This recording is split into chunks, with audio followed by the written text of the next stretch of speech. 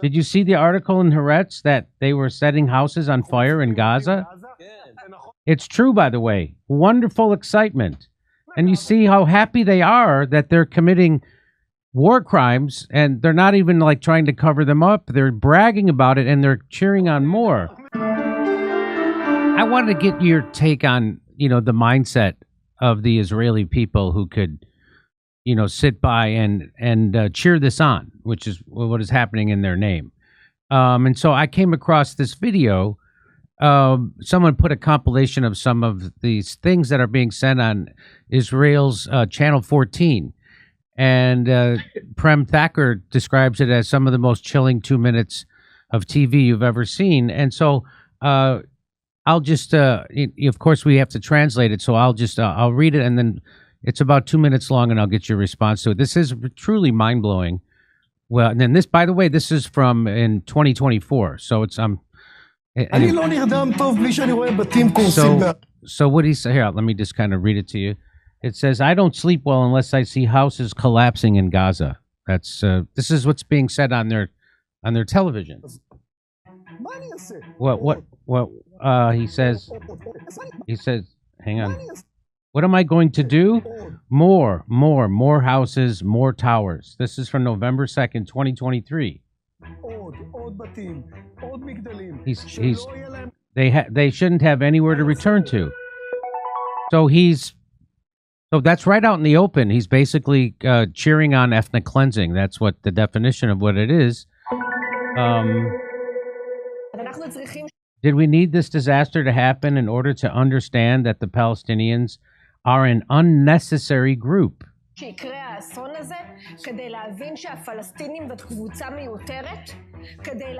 understand that it could be that what they need is a second Nakba. Wow. So what should they do? You see civilians open fire, shoot civilians. Of course, they're not civilians. So they're just advocating for slaughtering civilians right on television. And I think that the first time we see the images from Gaza, turn it down a little, the images from Gaza of the bombings of the buildings and the bodies, the first time, at least we say, who cares? He says, who cares? It's not enough. It's not interesting. It needs to be much stronger. With God's help, Gaza will become the Riviera of the Middle East. This is from last year. Did you see the article in Haaretz that they were setting houses on fire in Gaza? It's true, by the way. Wonderful excitement.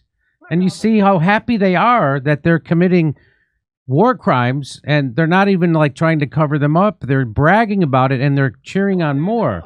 It keeps going. It says it as if it was a bad thing. So they're saying the things that the rest of the world, it would shock our conscience to see.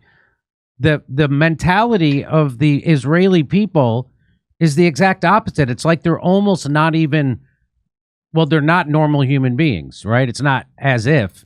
They're not normal human beings because the rest of the world is shocked by this. It's what they call shocks our conscience. And not only are they not shocked by it, they're pleased by it, and they cheer it on. There's a little more. It's very simple. Take a crop duster, fill them with gas, spray them all over Gaza, and tell them, if you don't release the hostages within an hour, all of Gaza will go up in flames. I don't take pity on these Gazans, this guy says. I don't think that there's anyone in the United States of Israel who should take pity on these Gazans. I mean, these people look normal. They're well groomed. They're in suits. They're educated. They don't seem like raving. They don't appear. They don't look. If you just looked at them, they look like normal humans. But when they talk and you hear what they're saying, they're the most depraved, psychopathic, bloodthirsty killers I've ever come across. I mean, that includes World War II for sure. I don't remember videos of Nazis sitting around and cheering on more, and more the German people the German people sitting around cheering this stuff on. Maybe they exist. I haven't seen it. This is crazy. I'll show you just a little bit more. Not on adults, not on the elderly, not on young people, and not on children. As far as I'm concerned, they should starve to death. They should starve to death. Which, why do I care about them? So just like the opposite of what it means to be a human being, we know that there is a legal process underway in The Hague, and soldiers' songs of "May your village be burned" don't exactly help us.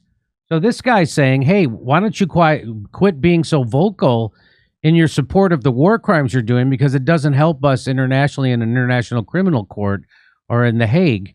And what's this response?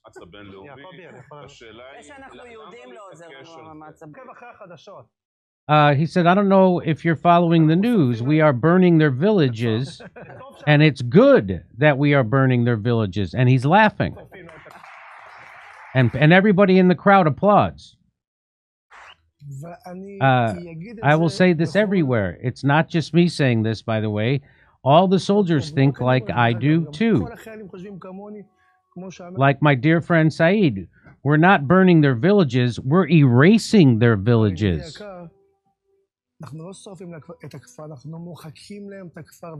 And we need to burn their village. So, I mean, it goes on and on. So, that is such a peek into the depravity of their psyche. And has that been your experience when you've interacted with Israelis, and how exactly do they get that way? I mean, that's Nazi stuff. Jimmy, this has been the life of Palestinians for years and years, for over 77 years since the Nakba, the first catastrophe. Jimmy, this is the reality that we've been trying to tell the world about, and Israel has been trying to hide, but we've been living this suffering each and every day. If these Israelis were not this brutal, if they did not hate Palestinians this much, they would not have taken all over Palestinian lands, confiscated them so brutally and viciously like that. The Gaza Strip wouldn't have been under a lasting Israeli siege for the past 18 years, while the international world, the international community is watching in silence. For the first time, Israelis are being vocal about their genocidal intent. Since the first day, Jimmy, you remember Israeli officials coming out in statements saying, these are human animals. We will starve them. We will cut the water supply, the electricity supply, and we will force a complete and total blockade on the Gaza Strip.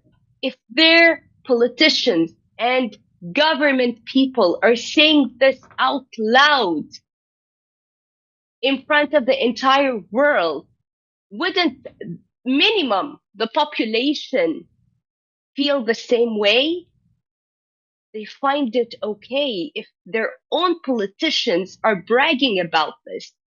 We're talking about a two-state solution, Jimmy. Who are we kidding? The international community, the UN Council, everyone is talking about a two-state solution. When each and every Israeli prime minister comes out and brags and says, I'm glad that I have been successful in not allowing a two-state solution to be implemented. Do you know how many times this exact sentence has been repeated? It has been repeated by each and every Israeli prime minister that has been in power. And yet, the international community, the US government, let's not go too far, will come out and say, oh, we support a two-state solution. Who are you kidding?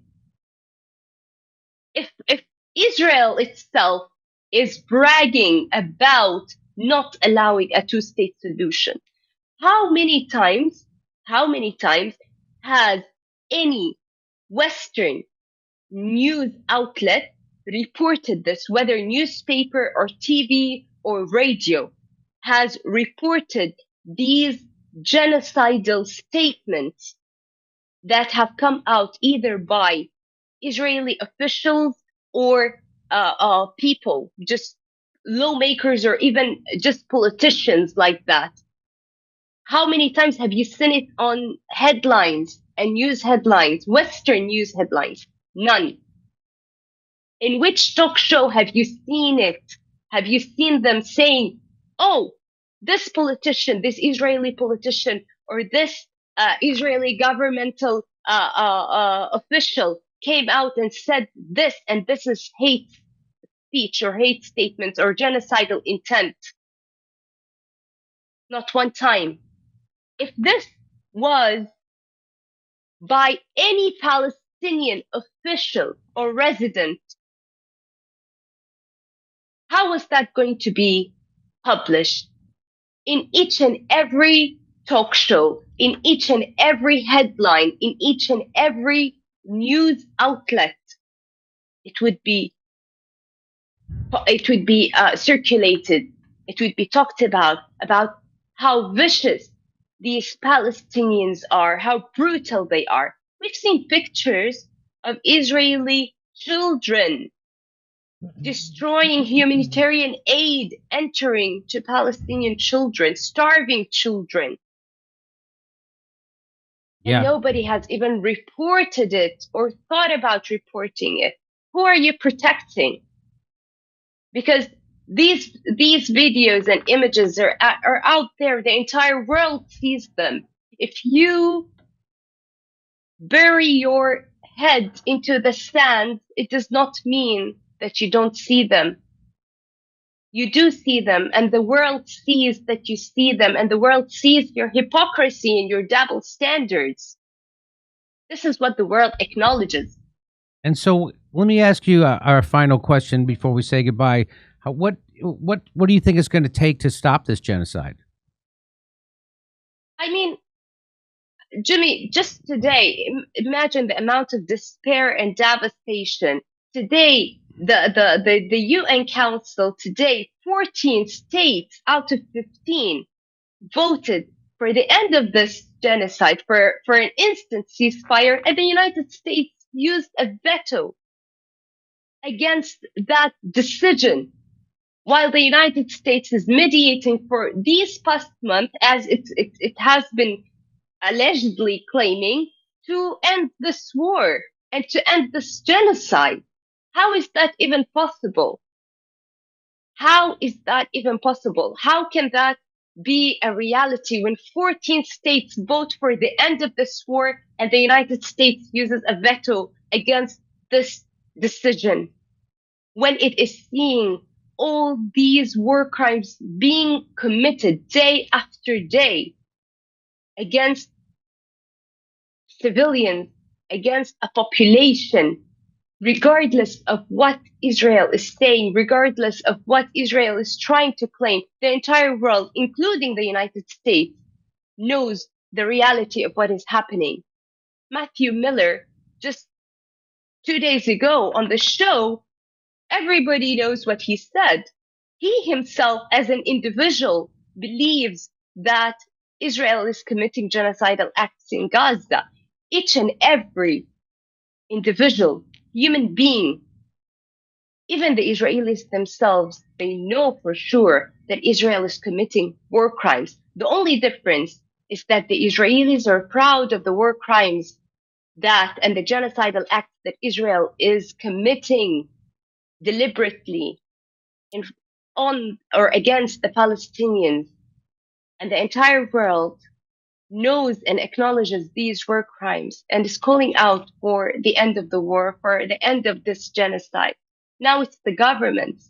If the governments have voted for the end, for the instant ending of this genocide, and the United States has opposed such a decision, it's a decision for humanity. You are saving humanity. What's left of the Palestinian humanity in Gaza? The despair, the devastation, I can't find words. I swear to God, I can't find adequate words to describe and to express the amount of devastation and despair that the people are living within in Gaza. I can't. These words have not yet been even invented because we have not lived in our humanity, in our modern history, or even in the past, such a genocide as brutal and as vicious as this genocide that we are living in today, and that we see documented before our eyes each and every single day.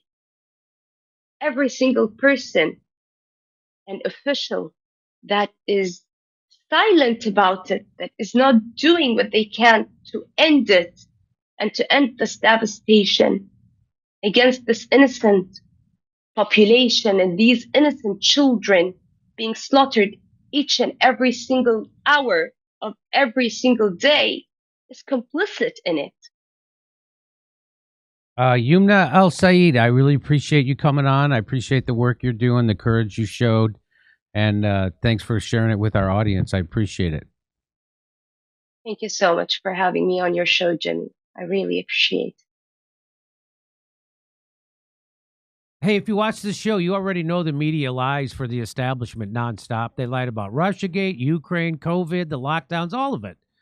That's why I keep partnering with Ground News. Their app and website make it super easy to compare media coverage from all over the world in one place. It's actually very handy.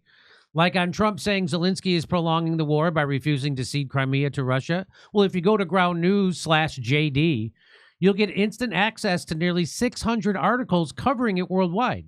Ground News will even tell you if each reporting source has a political bias, how reliable the reporting is, and if they're independently owned or corporate controlled. They'll even show you where news sources are based. It's a super helpful way to see how UK media says Trump's walking into the Kremlin trap. Kiev points out they're under missile attack, and antiwar.com says Zelensky is actually the one holding things up. 3 different versions of the same story, and exactly why you can't just take the first headline you see as fact, especially when Trump's involved. You know the media is going to twist it into whatever it fits their agenda, so I can't recommend enough following the Ukraine war and even politics on Ground News. Check your blind spots and find the stories missing from either side of the political spectrum. You won't get this kind of transparency from mainstream media. Ground News is a lot like this show, actually. They're doing what we're doing. So just go to ground.news/JD or just scan the QR code on the screen. We're offering my viewers 40% off the same plan I use, which gets you unlimited access to all their features. This knocks the price down to just $5 a month. Subscribing not only supports an independent news platform working to make the media more transparent, it also supports this show and everything we do here. Come see us on tour in Glasgow, Manchester, Belfast, Dublin, Liverpool, Birmingham, and London. Go to jimmydore.com for a link for tickets.